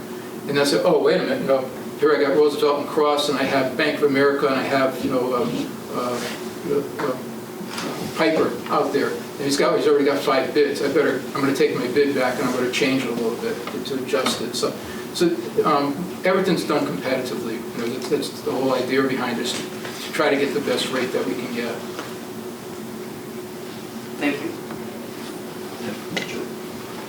Yeah, I have a few questions. First, to dovetail on what you were just talking about with the how we issue debt in a competitive manner. Can you just tell us in the last couple of bond issues how many bidders we have had? Off the top of my head, I couldn't tell you, but the last one I think we had 7. The one before that, we had one, we usually get between, anywhere between 4 and 7. The 7's actually on the high side, and we just hit the market at a good time. Usually the average is between 3 and 4, sometimes, or actually more like 4 and 5. It depends on when you hit the market, it depends on who's selling, and sometimes, it's who's got the more attractive package. And this is where I say, where we want to be flexible about things. If I go out there, and I'm not criticizing principal skips. I've used them plenty of times in the past, and I probably will use them in the future. So I'm not saying anything about principal skips, but I do know that if I went out there with a principal skip and somebody didn't go out there with a principal skip, they may get a better rate, okay, than otherwise if we're competing head to head, or one of our big competitors is the state of Connecticut. We try to avoid issuing when the state issues. So it depends on when you issue and who else is issuing and what the market conditions are at the time. We've had some times in the past where on the refinancings, especially in the early 2010s, where the market just wasn't good. We did some refinancings on a negotiated basis where we couldn't sell out. We could not sell out a sizing. In other words, that's a little different animal, but there were some times where we actually couldn't sell everything out because the market conditions just weren't there for it. But on a competitive bid, usually 4 to 5. Sure. Brian, I think has another Yeah, question. actually, I have one more question that I meant to mention, and that is, you had mentioned doing 20, 40, 20, and 20 in the first 1, 2, 3, and 4 years, and this is going to be, I'm wondering, do we have to do those in those 4 consecutive years? Can we space that out a little further? No. And again, that's one of the dangers of showing this type of thing, is that, again, it's going to be based on cash flow, and it may not be every year, or it may be, hopefully it's not 2 in 1 year, but it may be where you skip a year, especially at the end of the project. Basically what happens at the end of the project is, your contractor's done the majority of his work, he's got the majority of his money, and he may not come back for a while to finish it up. We may not pay him for a while.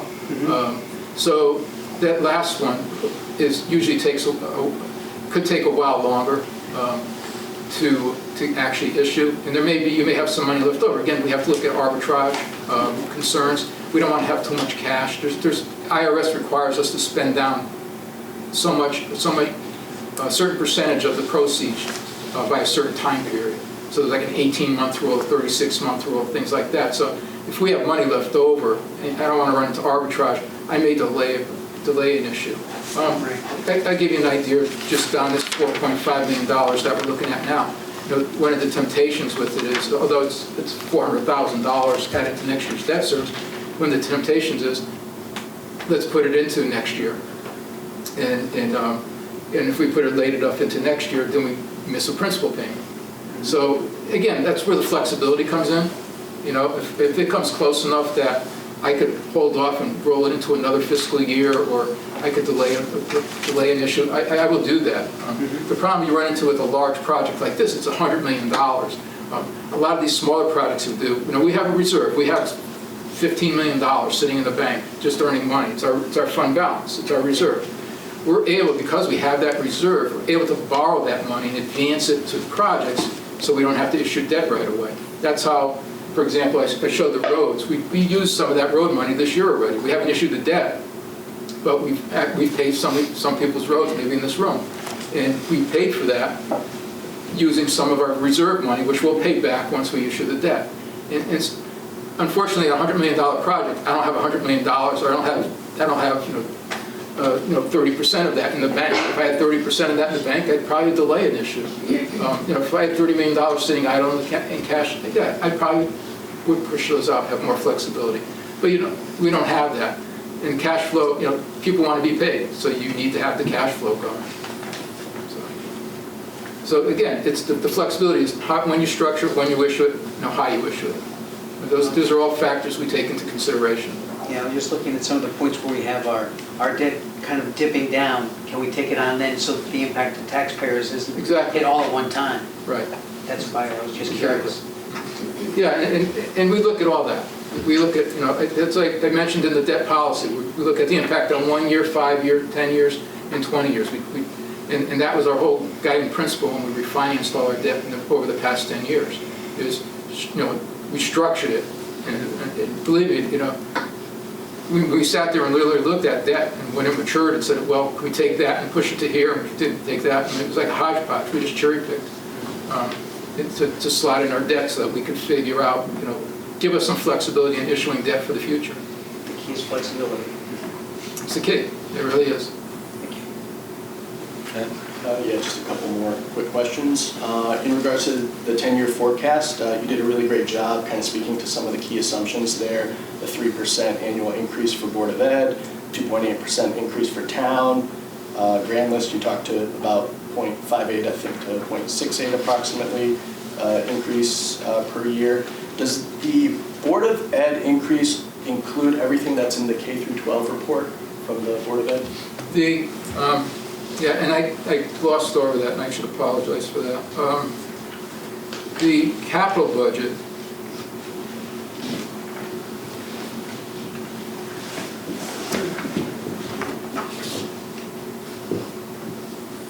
okay, on this chart, again, I apologize. These two items here, okay, $1.1 million, $1.1 million going out 10 years. That was to capture the Friar report. Okay, so that's the elementary schools. $2.2 million a year. I put it in there as bonding, assuming that's basically. It may not be bonding. I mean, you've seen in the past 2 years some of it's not bondable, some of it is bondable. But I built it in on the assumption that it would be bondable over the next 10. And actually. It's a 10-year forecast, so it's not the complete Friar report. The Friar report, my understanding, was like a $48 million plan over the next 20 years. So this basically takes $2 million a year for 10 years, so it takes like $20 million.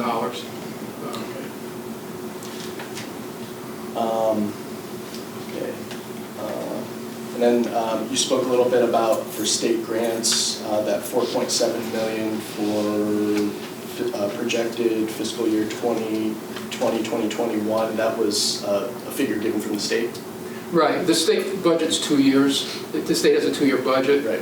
And they're right now the year that they're going into is what they're going to do now. I guess starting next week, their sessions should open next week. They will do what they call their budget adjustments. They basically. Their budget is set, but they have the opportunity to go in and adjust their budget.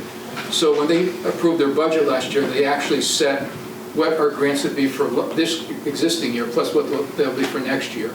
And historically, they've been pretty good at sticking with that. The only thing that's really impacted that has been different variables, but they've also in the current year, the past few years, they've actually been. The way the grants work, they're supposed to be formulated grants. You run on a formula, and if variable changes, your grant changes. What they've been doing, I guess since the latter days of the Malloy administration, the legislature's actually been saying, this is the dollar amount you're getting. Forget the formula, this is the dollar amount you're getting. So we're relying on them still continuing that practice. They gave us an indication in a document that's just available to anybody to look at that says this is the amount you're getting, and that's the amount we use. And then I noticed that amount year over year decreases, or are you just carrying that decrease forward over 10 years? There are certain grants, again, that we know based on that could decrease. For example, the state pilot could decrease, for property could decrease. We know that ECS grant's going to decrease. And we didn't forecast it here, but eventually you're probably not going to have an ECS grant in Farmington. It's been, at one point, we were getting close to $2 million in that. Next year, we're forecasting $500,000 with that. unless there's some dramatic changes to the legislation into how that grant is distributed, we're going to lose that grant at some point. There's some other grants that they do still run on formulas, so we just took that into account that those could change. Reval will actually have an impact on some of our grants. And the revals in other towns will have an impact on some of our grants. So because some of those grants do have variables that have other towns, they take all of us, they divide us out in proportion, give us, and then give everybody a proportion. And based on who's doing what, when, our proportion could increase or decrease. Yeah, just a couple more quick things. One is kind of a request. Kathy, could we have prepared for us, I know we had this in the past, like a graphical chart representation of the town's debt as a percentage of the budget year over year? Yeah. Would you like it based on the forecast? Or are you looking at prior years? Or? Yeah, based on the forecast, which aligns with your Okay. debt issuance forecast. Yeah. Great. And can you talk a little bit to? I know you said you never want to commit to one methodology for financing a building. For the numbers that we heard during the 3 building committee meetings, what was the assumptions for that? Just so we're aware of that. In terms of the interest rate, the maturity. Those were 20-year, all 20-year maturities, all 3% interest rates. And again, that was a scenario that, as I said before, would probably never, as tempting as it may be, that was a scenario that would never happen, because that was, and as was pointed out during public comments, those examples were issuing all at once. So it was a worst case scenario. It was basically saying, we're going to take whatever the dollar amount was, $99 million, and we're going to divide it by 20 and apply an interest rate to it, and that's the impact each year. So, it's that's how that was derived. It was 20 years, 3%. And I'll tell you, is 3% high right now? Sure, but without a time certain as to when the debt would be issued. If you tell me we're issuing the debt tomorrow, I'd say, okay, it's 2.2%. If you tell me the debt's, like in my forecast, that the debt's a year from now, a year and a half from now, I'm probably leaning more towards the 3%. Okay. So I guess with that said, since those projections were issuing the debt all at once, we know we're not really going to do that in practice. I would suggest that we have multiple kind of scenarios, maybe looking at different maturity date. Like this is 20-year. Well, what about like a 30-year or a 40-year? You can't do 40-year. We can't do 40-year? No. Why is 40. that? The state limits, up until 2 years ago, you could only do 20-year. The state 2 years ago changed the law to allow for 25-year and 30-year. And I'll tell you,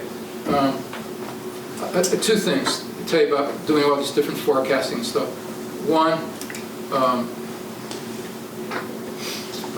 One is that after 5 years, the forecast is meaningless, because, as I said before, after 5 years, that goes down.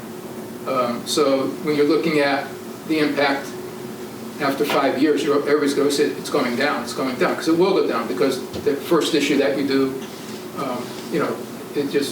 the first issue, once you issue it, and once you make your first payment, the next payment, because you're paying less, you have less outstanding principal, your interest is less. And then, after your second payment, you're paying less interest because your principal is less again. So if you're $100 million and you're doing it over 20 years, that first year you're doing $2 million, so you paid on $2 million in principal. So next year you're only paying interest on $98 million. 2 years after that you're paying interest on $96 million. 2 years after that you're paying on 94 and so on. So you're paying less interest. So yeah, your debt service goes down every year because your interest goes down every year because your outstanding principal goes down every year. So what I always tell people is, it always looks bad up until the 5th year.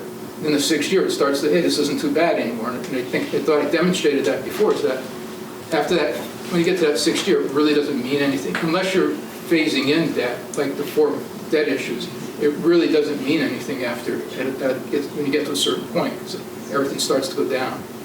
So, but I'd be happy to do any type of I could do any of those scenarios that you want. You could look at them. I don't know if, I could do it. I could do it. You could take a look at it. I just think it would be helpful that our financial forecast of how we're financing this is kind of as close to what the real scenario is going to be. And we know for sure we're going to do multiple bonds. We're not going to issue it all at once. Right. And I would also like to explore the lengths of maturity, because I think that's very important to this as well. Okay. And maybe that's a baseline forecast. I know we also heard about principal skips. So maybe we have this as a baseline forecast, and then kind of a second step is we can look at other potential options to bring into the financing, like principal skip at that point. But having kind of a baseline first with different maturity dates, I think would be helpful, and issuing different bonds for the money as we need it for the project. Yeah, the other thing I would point out about, again, doing scenarios is that when you start doing, in order for this, a project of this magnitude to have any significant or material change, I guess, is if you said to me, go do 95, 100, 105, 110, 115, I'm going to tell you you're wasting your time, because $5 million increments aren't going to make a significant change to the tax rate, the tax impact. Okay, a project this size, you're probably looking at something. You probably need increments of $7 to $8 million before it actually you see something that's significant. And by significant, I mean at $100 million, your taxes may go up $325. At $105 million, they may go up $350. Okay, so there may be a $20 difference in taxes. You really need to go to like $10 million before you say, okay, at $100 million it's $320. At 110 it's $370 or $400. And quite honestly, that was one of the problems with the last experience, was that we sat here one night and said, what does $5 million do? What does 95 do? What does 97 do? What does 100 do? And it gets very confusing, and you're not really seeing a significant movement. So I would just caution you about just trying to do it in small increments and looking at small increments. You're just not going to see a significant change. And that, quite honestly, you're going to get lost in the weeds when you do that. So, but I'm more than happy to look at extending the terms, showing what the impact would be and stuff like that. Sure. And what did you say before was the maximum maturity that we can legally issue? 30. Okay. Okay. Thank you. Not so many comments, I guess, because Edward and Joey just said. I'd just like to thank you for that. I found this very illuminating, to the extent that we can maybe have this tomorrow. The building committee, this information. Yeah, that would be, I think, very helpful. I just one statement that in addition to some of the comments Edward made, but I did want to make a point that I don't think it was discussed at the building committee often enough, was that these projections do include, as former chair of the Board of Ed, we did a comprehensive K-8 facility study, and those projects are built into this budget already. So to the extent some people are out there thinking, well, you get your high school and then all of a sudden the shoe's going to drop with something else, this is already built in. The work has already been done at the Board of Ed level to pass that along to the town and incorporate that in. So I just want to make sure that was reiterated. Here. Thanks, Joe. Just maybe for people watching and in the audience, and even myself and us, can you elaborate on this principal skip theory, what this is? Sure. Basically, when you issue debt, you do it over a time period, whatever time period, and you break it out. You're going to do $100 million. You're going to do it for 10 years. You're going to pay back the principal. Each year, you're going to pay back $10 million in principal and $10 million and plus interest. And so what a principal skip would do is, usually it's done in the first year, but you would say, we're issuing the debt in, I'm losing my voice, I'm sorry. Usually what you say is that we issue the debt on February 1st. And so a year from now, on February 1st, we have to pay back $10 million in principal. So what happens is, instead of paying it back in February 1st of 2021, we say we're not going to pay that first principal back until, thank you, February 1st of 2022. So we skip a year of principal payback. We have to pay the interest though. So basically what ends up happening is you pay, say the interest on that $10 million is $7 million. So next February, or actually next year, we'll pay 6 months after the issue, we'll pay $3.5 million in interest, and a year after the issue, we'll pay another $3.5 million. The following year, we'll pay $3.5 million in interest, and then we'll pay in the 2 years out on the anniversary of the debt issuance, we'll pay the first principal payment, plus we'll pay an interest payment. So basically what you do is you don't pay that first year principal payment, but you do pay the interest. You end up paying basically one, and there's a couple of things that, about that, the way you structure it. Some people will structure it so you say it's a 20-year debt issuance, but it really doesn't become one. It becomes a 21-year because you're taking the $100 million and you're dividing it by 20. So instead of paying it, you pay back over 20 years, but you have a 21st year in there where you don't pay anything back. The other option that people do is they actually take the principal and they divide it by 19.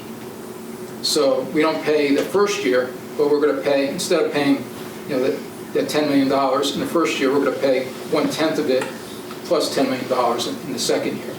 So the people also structure in that way. So as I was saying before, though, one of the options you could look at is that instead of doing that, you may want to look at, depending, again, and this is where the flexibility comes in, what the market conditions are. The market conditions may say, well, instead of actually issuing 20 years, let's just issue 1-year notes. We'll pay 1 year of interest on the notes, but that interest rate more than likely will be less than would it be if we do 20 years on a bond. So you'd have to look at your various options, but that's basically what happens is you pay it back over 21 years, you pay an extra year of interest. And when you do things like that, are there any administrative costs and stuff like that when you do these types of? There's not administrative costs.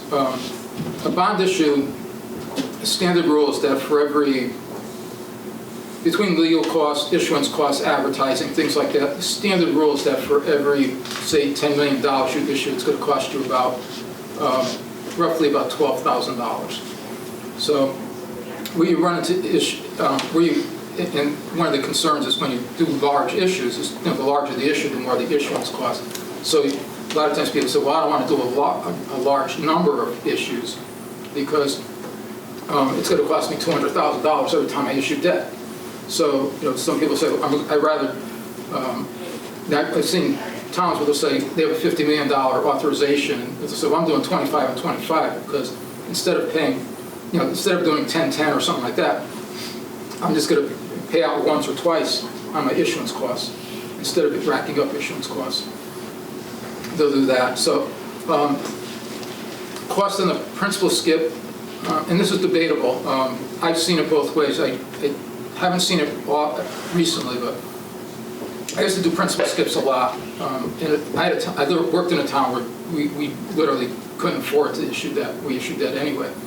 And we did a lot of principal skips. The first few were fine. After we did a few more, we started to see a higher interest rate. And so instead of being, and it wasn't a significant amount of higher interest rate, but it would be like, we thought we were getting a 3. The last time we did it, we got a 3. This time we got a 3.1, 3.2. And the question came, well, why? I said, well, we're waiting an extra year to get our money back. So it's going to cost a little more to keep our money. Again, that's also dependent on the market. You can get a market where people want bonds, and you won't see that. You can see a market where people don't want bonds, and Good times, people don't want it. Usually people don't, institutions want your money in good times. Bad times, everybody wants your money. One more question. We're talking about a $100 million bond here, or borrowing $100 million. One of the proposals is, call it $100 million, and the other one is coming in, we'll say, we'll split the difference, 115. So that scenario, is that worth looking at? Even though once they get into schematic designs and all that, there's a potential that those numbers might drop. But is it worth looking at that type of dollar figure also? Yeah, because I don't want to muddy the waters, as you say, or make it more confusing, but is it relevant? yeah, I think anything, again, as I said, anything, and I believe, I may be wrong about this, I don't think I am. I believe your cutoff is probably around $7 to $8 million. So in other words, if you want to look at something, you're at 100 million and you want to look at something with a significant change, or material change, I shouldn't say significant, material change to it, you're probably looking at $108 million. So yes, 115 would be good. And also, just when you get that large a spread, you have to start looking at the dynamics of what you're issuing and how you're issuing it. Because the larger the project, the different the cash flow. So one of the variables we don't talk about, I mean, it's been brought up here that you're going to get reimbursed by the state. And I'm sure everybody knows the state reimburses on a progressive basis. So as you pay the bills, you submit for reimbursement and they pay you back. Sometimes the state has the money to pay you back right away, sometimes they don't. Sometimes the person who's submitting the claims to the state may not do it right, and sometimes they do. So, we may pay a contractor $10 million and say, okay, we're getting 20% of that back from the state of Connecticut, but I still have to advance the full dollar amount. All right, you just stole my next question was, if how does the state reimbursement play into this? So sometimes, maybe just how sometimes things move at a very slow pace, we could end up paying or floating that money and paying for it on our own when the state should be covering that, correct?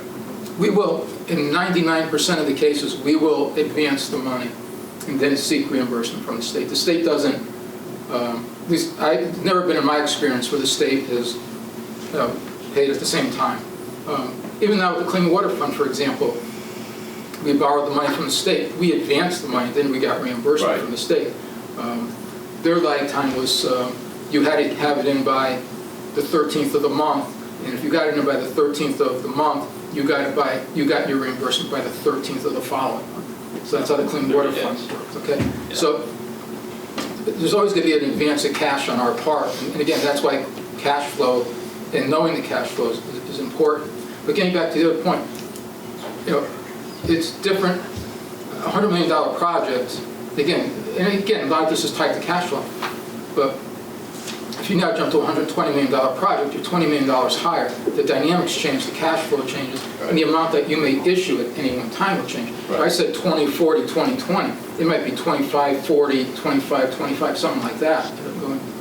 So yeah, your principal payment could change, which your interest payment could change. But again,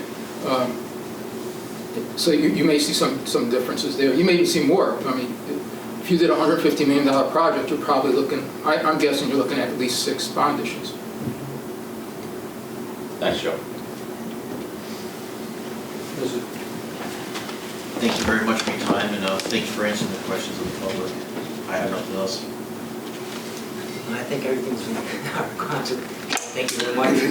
Appreciate public comment too tonight. I think we've got a lot of good questions out there. And, Joe, if I could request at this point, if you could give us an idea on the 115, possibly the 108 numbers. I think that would be helpful to us. We've seen the hundreds, and those seem to be the two kind of break points. What was 108? 115, and is there another number in between there? Yeah, what I would, and I'll do it anyway, and if you could have it. I'm going to I'll look for the break point. Okay, I'll do one break based on where I think the break point is, and I'll do one at 115. You can see, and again, I say that, what's material to me may not be material to you, or material to, to a taxpayer. To me, a $20 increase shift in taxes either way, it's not material. A $70 would be. So maybe, I'm not sure where your cutoff point is for what's material, what's not material. But I'll give you where I think the material break point is, and then I'll give you 115.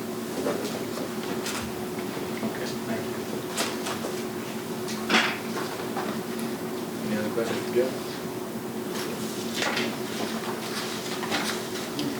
Hearing none, thank you, Joe.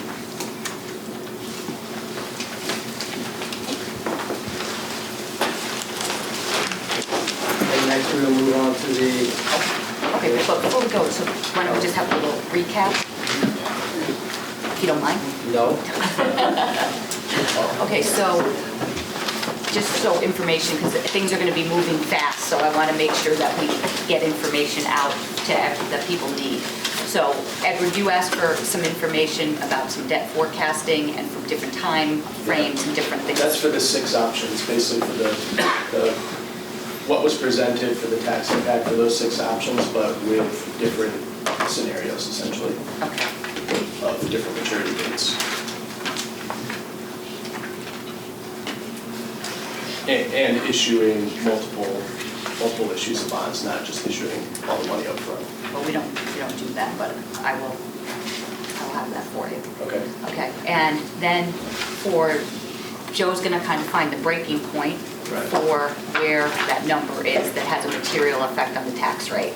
And he thinks somewhere around $8 million, but we'll look at that, so we'll have that. 115, and we'll see somewhere in the middle, 108, 107, whatever that number is. And then a 115 and a 108 based onto our forecast, right? Yes. And I think so then it's not shown as an individual, it goes into the forecast. Yes. Okay, so you'd like to see it in the Yep, forecast? in the forecast. Okay. And was there anything else I missed that you would like from us? Just to piggyback on what Eddie was saying, we don't look at other scenarios other than those first 4 years. We don't do something that spaces out the payments over a little further time. Again, Joe, depending on how large the project is, but I think it really has to do with our cash flow. So we need the money, so we can't go out that much further because we're going to need the money to pay the bills. Yeah, not So- super long, just where those dips are. Can we Yep, we can, time yep, them Joe, that way? yep. We So can the look at it, impact- yep. The timing isn't so impactful on the community? Yep, we, just a note, yes, we absolutely can do that, but we always do that. But Oh, okay, yeah, yeah. so we can definitely do that. So Joe can put some of that together. And the issuing of those different bonds will align with the timeline of those 6 different projects, right? Because it might, one project, the time to completion is longer, or one option is longer than another, so you might have Yeah. potentially, issuing a bond in a different year depending on which project you're looking at. Yeah, we can try to do that, yeah. Yeah, to the best Try- of our ability. Yeah, try to do that. We are trying somewhat to keep this simple, so we're not having 27 different options that people are seeing, but we're trying to get enough information so we can make an educated assumption on where we are best and what financing we can do. But to do 100 different options would kind of defeat most of the purpose here. But we'll do the best to accommodate the question. Right. Okay. Yep, no, that's it. Joe, thank you, Joe. Thanks, Joe. Thank you, Joe. Thank you, Jeff. Thank you. Now we will move on to D2, draft of the 2020-2022 Town of Farmington Strategic Plan and the manager's plan. So you have the strategic plan in front of you, the draft strategic plan. You had asked me, based on the direction, to kind of put together the draft of the strategic plan town manager goals. As CJ mentioned earlier, we're not going to really go through it tonight in detail. We have that Thursday night. But one of the things I think that I had asked to do at the last time, 2 years ago, and it's our strategic plan key, this page right here.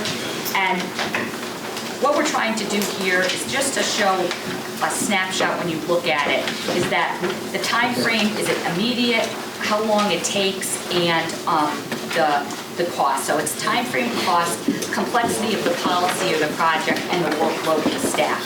So I think when we start on Thursday, I think the first thing we could look at is, what are all the reds? And that the reds mean that they're probably immediate time frame, they're complex problems. And this is to help me and the staff and you all kind of prioritize what you want to see done. And so I think that that's something that when we go on Thursday, maybe that's where we can start to look at and then work backwards from that.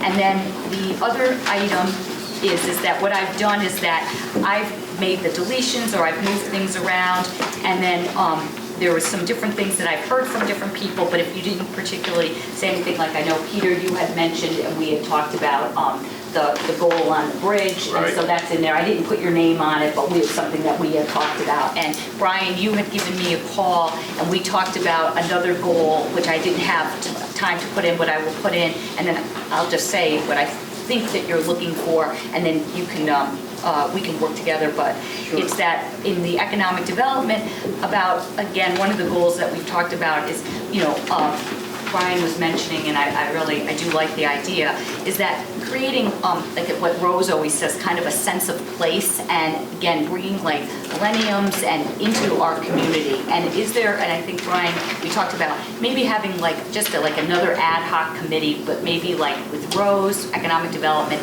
some of the recreation staff.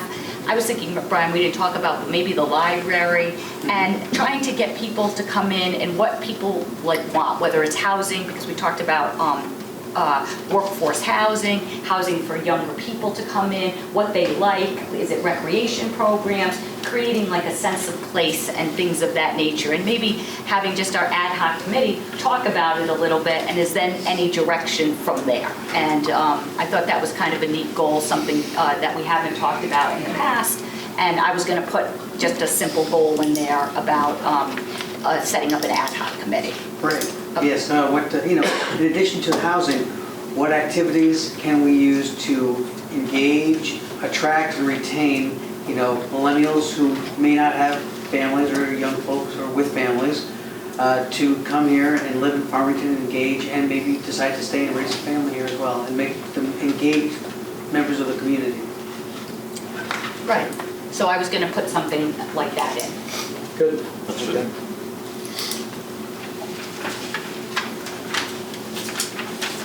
Anything else you'd No. like to discuss about that? No, I think we'll have that discussion in 2 days. Okay, today we'll dig a little deeper into full strategic plan.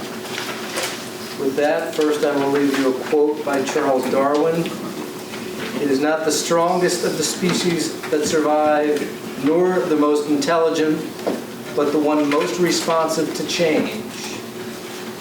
With that, I'll ask for a call to adjourn. I make a motion for adjournment for tonight's meeting. Second? All in favor? Aye. Opposed? You stand?